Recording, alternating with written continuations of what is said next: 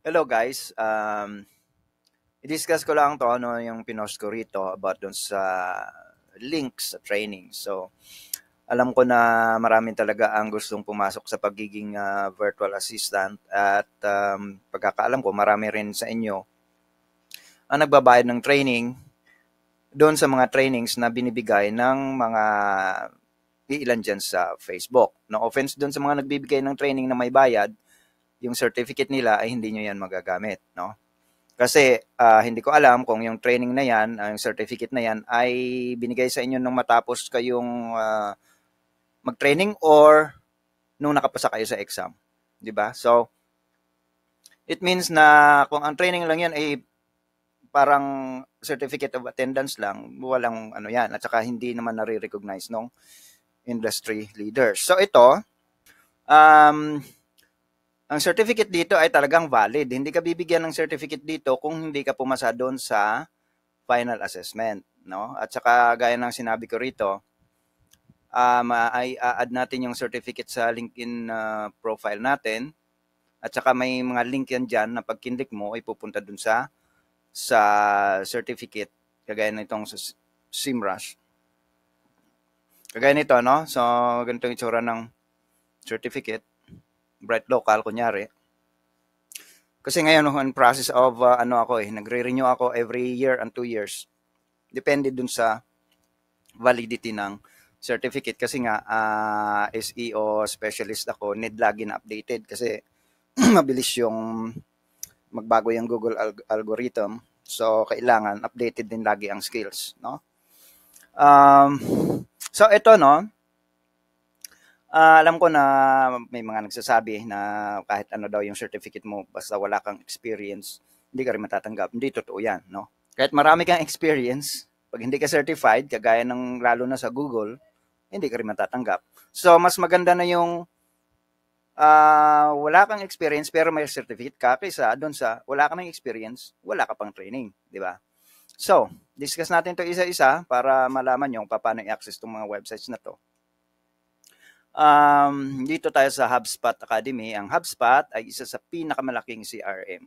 Pag sinabing CRM, Customer Relation Management Software. No? So, karamihan sa client, HubSpot ang ginagamit. So, buksan natin to. So, ito yung HubSpot Academy. So, bago tayo maka-access dito, need natin ng mag-sign up. No? Sign up kayo dyan. Tapos, yung mga courses na nandito, inbound sales, yung interesado lang kayo. Hindi naman sinasabi na lahat to kukunin nyo kasi may certificate kada isa ito, start certification. Yan, no? So, ito siguro social media marketing, depende sa inyo kung gusto nyo yan, digital advertising, digital marketing. Ito kasi, ito talaga yung mga tunay na mga courses, hindi yung tinuturo ng mga nagtitrain dyan sa FB na kung paano maging VA. So, dito, ang pag-aaral talaga skills, hindi yung general, napaka-general na explain natin, makikita nyo yan mamaya pagka pupunta tayo doon sa part na maghanap tayo ng trabaho, no? So, ito yun, no? Digital advertising, revenue operation, social media marketing, ito medyo advanced. Marami dito, no? Depende kung ano ang email marketing gusto nyo. Lahat ito may certificate. Yan. Email marketing. Basta marami dyan. SEO to. So, ang SEO, kagaya ng sinabi ko, huwag kayo mag-umpisa dito kung hindi kayo marunong kahit basic knowledge sa pag-administer ng website kasi it's more on kasama lagi nito yung website administration kasi hindi ka makapag-SEO kung wala kang babaguhin dun sa websites. Okay, so ito yung sa HubSpot. Ang sunod dyan ay Google Ads Certification. Ito ang pinakamabangis, no? Kasi Google mismo ang nagbibigay. So, yan, no, master the Google tools you use at work with online training. Google Ads Certified. Google Ads. Diba? So, pag binuksan natin to, kailangan siyempre may Google account kayo. Lahat naman siguro may Google account, no? Maraming feature ang Google, hindi lang yung search at saka email, kung baka hindi nyo pa alam. So, ito, sorry. Marami itong parts, no? So, last na yung get certified. So, kailangan pag-aralan niyo ito lahat, no? Depende kung hanggang saan dyan na makakarating kayo dun sa certification kasi ang pagraran ng Google Ads ay hindi basta-basta, no? Papakita ko sa inyo, halimbawa ay paano ba ang Google Ads? Search tayo kunyari, Nike shoes. Tingnan natin kung may ads na lalabas. Wala. Punta tayo sa ibang lugar. Kunyari, Florida. Florida roofing. So, US tayo. Yan, ito yung sinasabi ko. Nakikita niyo to, sponsored ads. Ito yung ginagawa, ang trabaho ng mga expert diyan sa Google Ads. Sila yung, kasi ito bidding tong keywords na to eh. Di ba? Pag may nakita kayong sponsored ads diyan, ibig sabihin dito part ng search ranking kasi yung search ranking dito mag-umpisa eh. Oh, sa Florida roofing, walang nakalagay na sponsored. So ito yung trabaho ng Google Ads manager o kaya Google Ads expert, no? Sila yung naglalagay diyan at nagdi-design ng ads. Kasi lahat dito pinag-aaralan yung mga keywords, di ba? So, yun yung Google Ads, no? Kasi included yan sa digital marketing. So, yun, no? So, Semrush Academy, ang Semrush ay pinakamalaking search engine optimization software provider, no? So, syempre, dahil SEO siya, marami din siyang courses, no? Buksan natin. Kailangan nyo rin ng free account dito. Yan, no? Lahat dito may certificate, no? Courses. Login pala ako. Yan, no? Yan mga courses. May mga certification. So, may AI na rin, no? How to increase sales in Shopify. Diba? Ang Shopify, maraming naghahanap niya na trabaho din dyan, no? So, marami dito, maraming courses. Usually, ito, ayan, no, may makikita niyo may oras eh. 6 lessons, 36 minutes. 1 hour, 36 minutes. So, makikita niyo dyan kung gaano kahaba yung mga courses, no? Diba? So, yun sa Semrush. Sunod, Coursera. So, alam naman natin siguro ang Coursera ay pinakamalaking online provider ng courses maliban sa Udemy. No? So, dito, ito, Google Data Analytics Certificate, nabigat din to. Hindi nag-training directly ang Google, pero nag-partner siya sa Coursera. So, Google din yan. So, get started, nasa Coursera siya. Ito,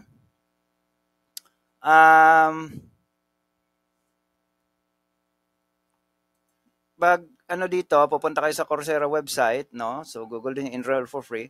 So, need nyo mag-start ng trial dito, no? So, kailangan nyo ng credit card, pero hindi naman yan i-charge. Kailangan nyo lang tapusin within 7 days.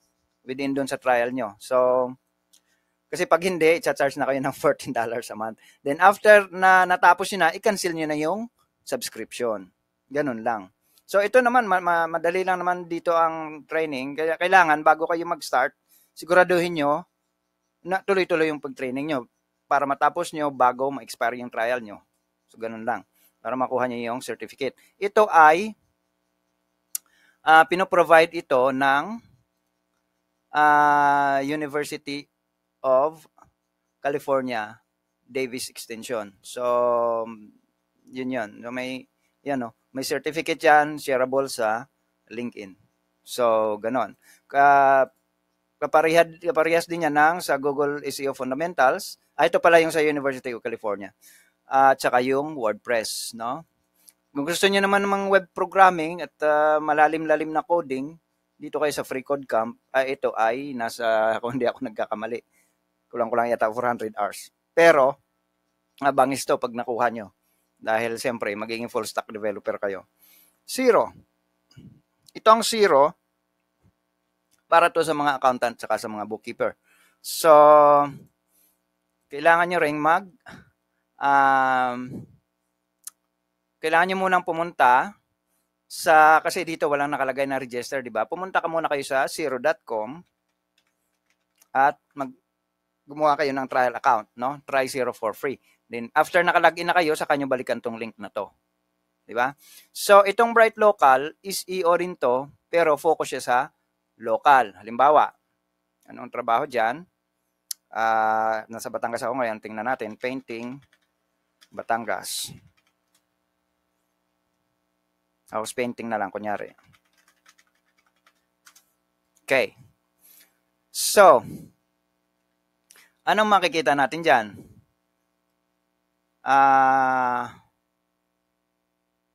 Yan, mayroong 4B Construction. Totoo, ako gumawa nito eh. Sa kaibigan ko to. So, lumabas yung kanya, no? 4B Construction and House Painting. Tayo naman, lagyan natin ng Batangas. Para marami tayong makita. Ito lang na lumalabas na. Walang lumalabas na result dito sa map. Wala yatang house painting nga near me.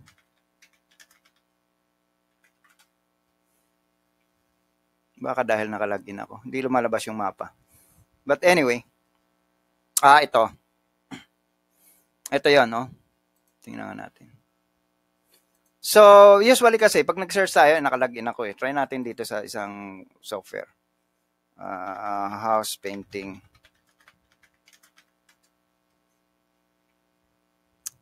Bakit walang lumalabas na maps? Ito yon.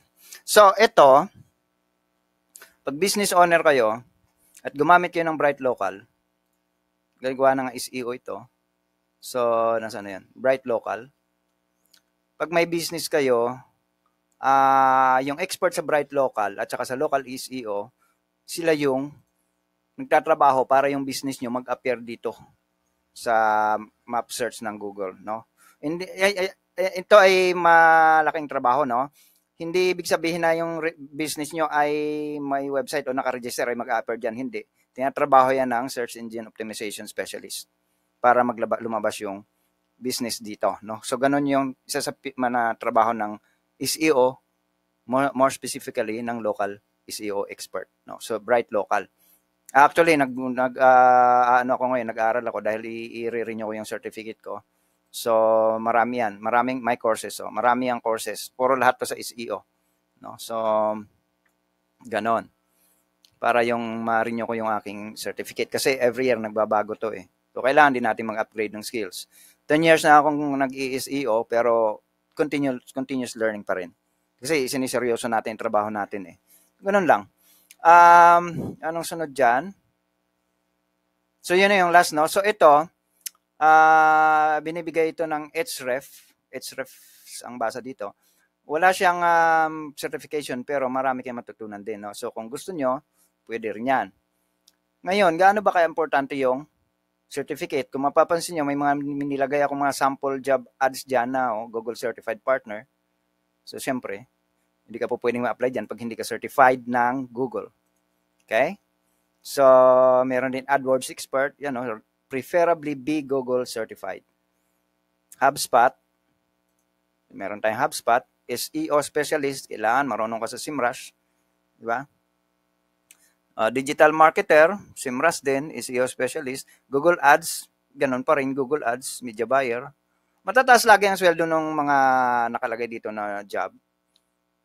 Ito kasi hindi ito pang ordinaryong VA. So, mahirap. Yung sinasabi natin general VA, para sa akin, laos na yan. Kailangan talaga natin ng may specific skills para tayo matanggap. No? Ito yung Bright Local nga. So, kagaya nung, halimbawa dito sa online jobs, kunyari lang ha, pag nag-search tayo ng VA, isang katutak ang lalabas dyan at isang katutak din yung mag-a-apply. Diba? Pero pag nag-search tayo, yan 30 out of 1,000 jobs. Pero syempre, yung iba dyan luma na. So, lahat ito, may mga kailangan, kunyari, business automation VA. Buksan natin. We have over 100 employees who are looking at the automation. Pag gaganito, at gig lang siya, kaya 300 lang. So, huwag nyo nang applyan yan dahil hindi ako kumbinsido dyan. Mortgage admin, 500 ka na dyan. Medyo mababa. Dito sa mataas-taas kasi nga VA. Di ba? So, tingnan nyo, kung mapapansin nyo yung sweldo ng VA lang. 500 Canadian, siyempre siguro nasa magkano yun, wala pang 20,000, 400, so 20,000, more than 20,000.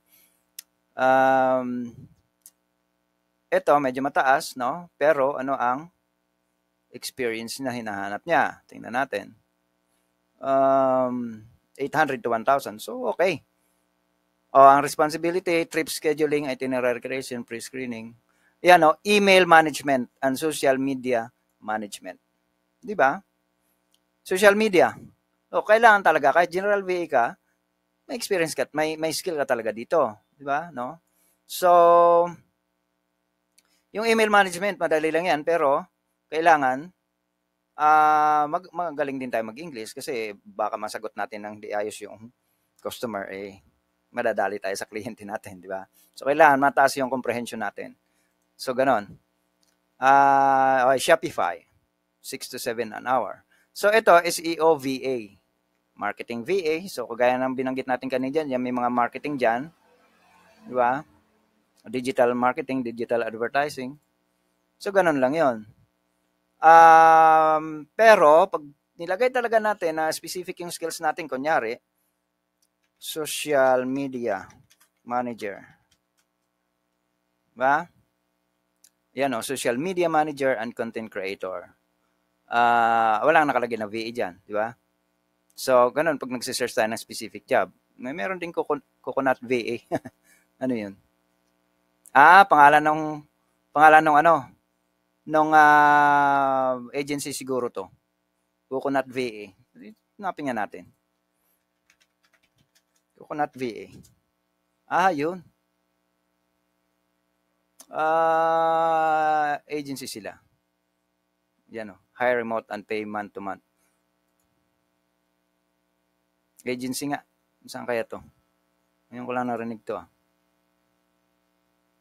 Walang address.